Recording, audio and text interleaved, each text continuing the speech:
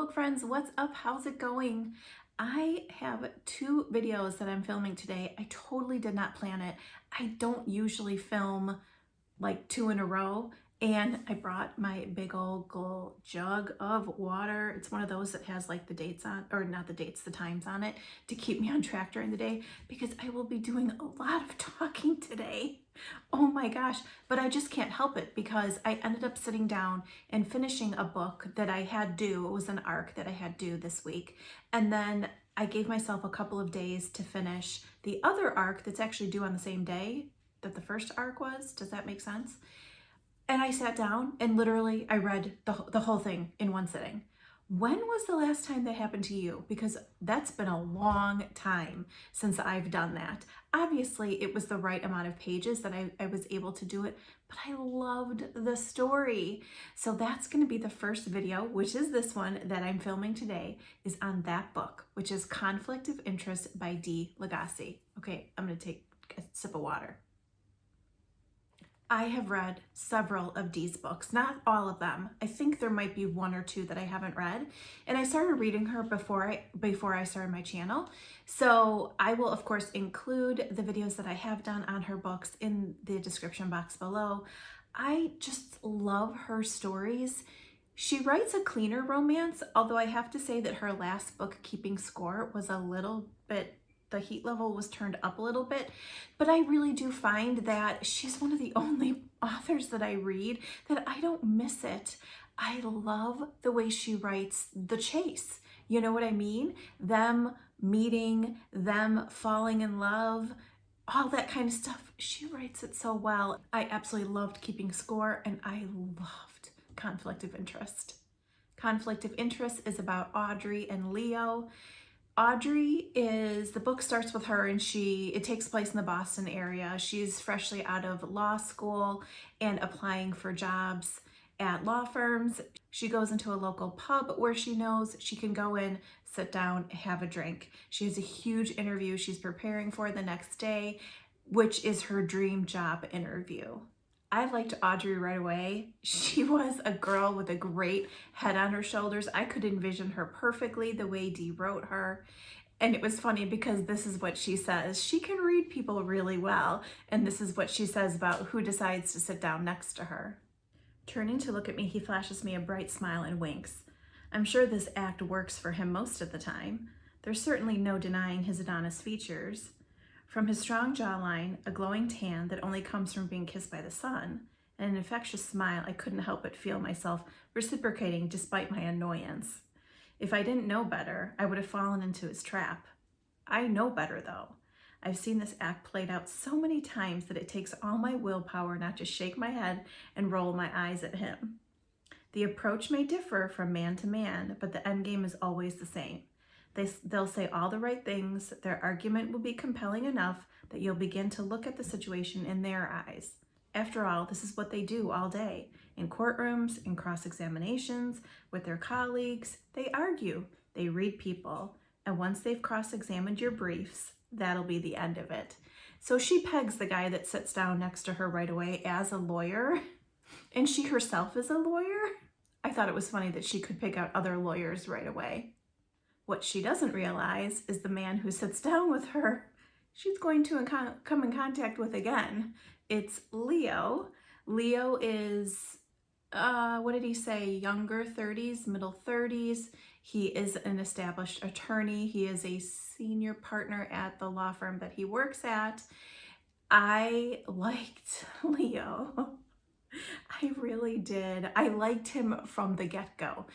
There's something very easy about the way Dee crafts a story, and yet you feel the tension, the romantic tension, you feel the sadness when there's sadness, you feel the angst when there's angst. She's a great writer. I fell for Leo right away, and how he talks about Audrey, because it is dual perspective, we get both perspectives. I fell for him immediately. I liked Audrey right away, and I fell for Leo right away. It's funny because when they meet, they think they have each other pegged right away, and I loved reading that part. This is from Leo's perspective. She's what my mama would call a natural beauty, like art come to life. She's completely captivating, demanding my attention without even realizing it. The dim bar lighting doesn't take away from her big almond-shaped brown eyes and the long black lashes that line them. Without a noticeable trace of makeup, it's easy to see the small patches of freckles on her golden sun-kissed cheeks and the full, smooth, symmetrical rosy pink balance on her lips. As soon as I saw her, I knew I had to talk to her. So lost in her own thoughts, she hadn't noticed taking me the seat around the corner from her. There was a sadness filling her big brown eyes that made me want to go find whoever hurt her and give them a piece of my mind. It was something I'd never felt before. Even in the long-term relationships I'd been in, I had never felt so overprotective, never mind over someone I didn't even know. Which brings me back to our Nordstrom receipt contract. So they do start talking, and they both realize that they're attorneys. So she writes down, draws up a little contract on the receipt in her purse, and she's like, okay, if you sign this, you can't tell anyone else what I told you. It was just kind of cute playing into the whole lawyer thing. Dee's writing really reels you in, and these two passages I really liked, and I was like, oh, I can't wait to read more. This is where the book became unputdownable for me. This is from Leo's perspective. As soon as I step into the cobblestone street, it's like being transported into another world. The street and the 2 rows of brick housing on either side are lit by gas lamps. The buzz of the city faint in the background. A rush of questions flood through me as we begin to walk together. What does she do for work that she can afford to live here? Does she live alone? Should I kiss her? Will I regret not asking if I can come up? But instead of asking those things, I pause in place, exhaling slightly when we stop. She walks up the small cement steps, turning to face me when she places her hand on the door. Do you want to? I should go, I say, stopping before she can finish. I already hate myself for what I'm about to do. Why? She asks, looking around confused. Because I want to stay. Oh, he wants to stay. But he's not going to, because Leo is a good guy. I loved him. And this is what he says about Audrey a little bit later. Confident, smart, beautiful, and completely off limits now, hiring Audrey Young is either the most brilliant thing I've ever done or the stupidest. So it is a workplace romance. And I was like, okay, how's that gonna go? Something that Dee excels at writing is family relationships, friendship relationships. She crafts her stories around these major relationships and they're in her characters' lives. I love that. You get that in all of her books. I loved it in this book. They end up going to celebrate that Leo hires Audrey. I hope I'm not giving too much of a spoiler. And they go to he suggests a restaurant to go eat at. And she's like, oh, okay. Well, it turns out that her mom is the head chef at the restaurant and it's a family restaurant. Of course it is, right? I loved all of that. And then playing off his side, Leo's relationships and his life. I loved when Audrey met his family, and I just could imagine myself being there and being with them. At one point, they are out at a bar together. It's Leo's birthday, and they're fighting their attraction. They're trying to keep a boundary up. They are really into each other and yet aren't crossing a line. But Audrey shows up at Leo's birthday party, and she shows up with 2 of her friends, and it was great. It sounds so stupid, but at one point they're dancing, and it's a 90s hip-hop themed birthday party. Okay, I have to admit, I'm not a 90s hip-hop fan at all. Don't hate me, Dee, but I just don't get it. I'm not a big rap fan either, but could not believe that at one point they're out on the dance floor and it changes to a slow song and they're dancing slowly. And she says that the song Back at One by Brian McKnight comes on, and that's what they're dancing to. And Leo's twirling her around and he's so happy. and she's so happy and they're having such a good time together.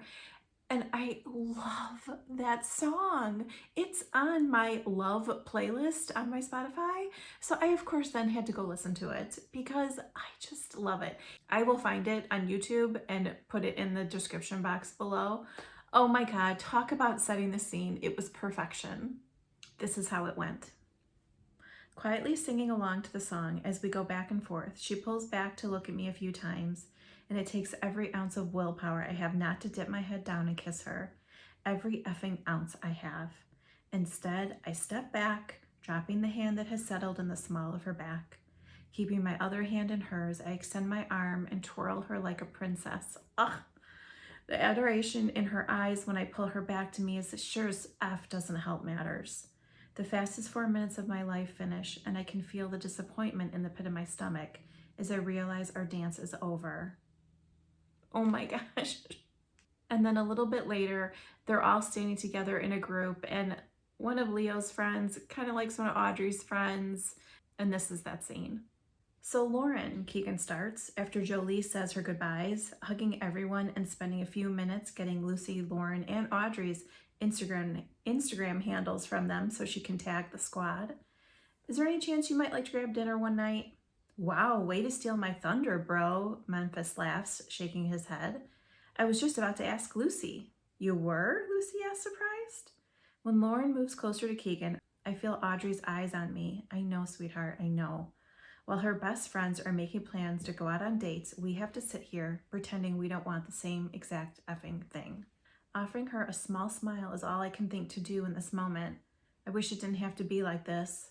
I wish I could continue the night, find a hole-in-the-wall diner and get some overpriced pie and burnt coffee. But I can't.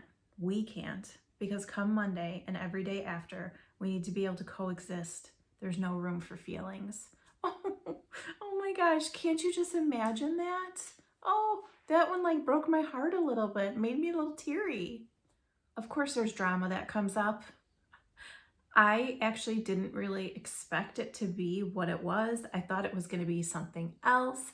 I was glad there was a nice little surprise that Dee surprised me, but we do get a happily ever after. Let me know if you have read Conflict of Interest or any of Dee's other books. You know I always love to hear if you have, and what your thoughts are. While you're here, I welcome you to subscribe and consider giving the video a thumbs up. It really does help my channel when you do that, so thank you. I will, of course, put a direct Amazon link for the book in the description box below if you'd like to grab it. Come on over to my social media and say hey, which is Kat Reads Romance on Facebook, Instagram, and also TikTok, which I can't believe I'm doing that, but I am. Thanks for hanging out with me today, guys. See you soon. Bye.